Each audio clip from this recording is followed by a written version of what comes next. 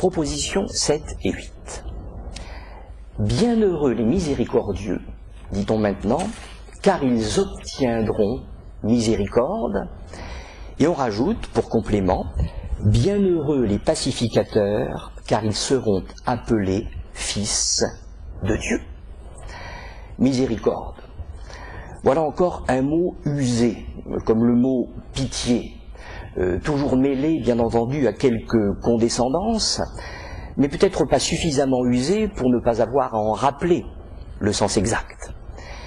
Il s'agit en réalité, pour reprendre les mots au sens étymologique, de compassion, de partage d'une souffrance, ou de sympathie, si nous parlons le grec, c'est-à-dire de capacité de sentir avec, dans la découverte bouleversante d'une personne, dont je sais qu'elle existe comme un être unique, et dont je sais qu'elle existe aussi intérieurement que moi.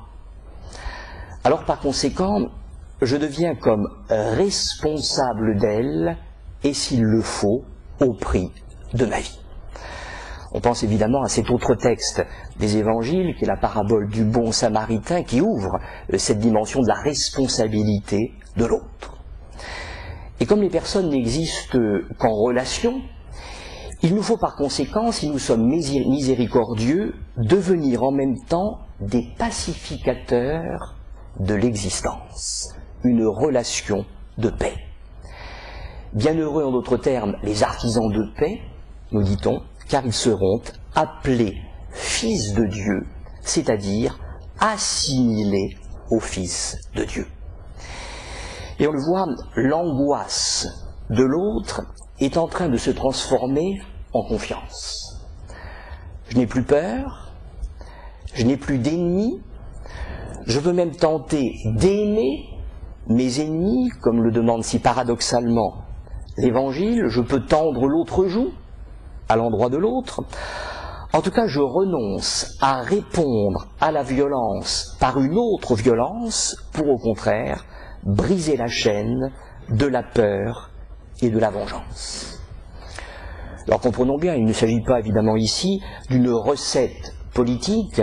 Il n'est pas sûr que dans les évangiles il y ait des recettes politiques. Il y a peut-être une sensibilité que l'on peut dire politique, mais pas de politique au sens propre du terme.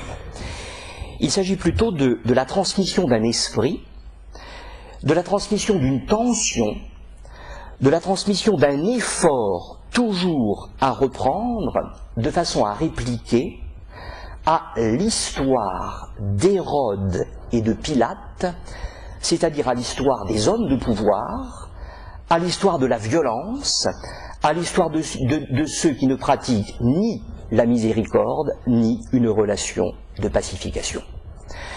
De sorte que les béatitudes se présentent ainsi comme une contre-histoire. Il s'agit de la contre-histoire des béatitudes comme pour répliquer à l'histoire violente des hommes.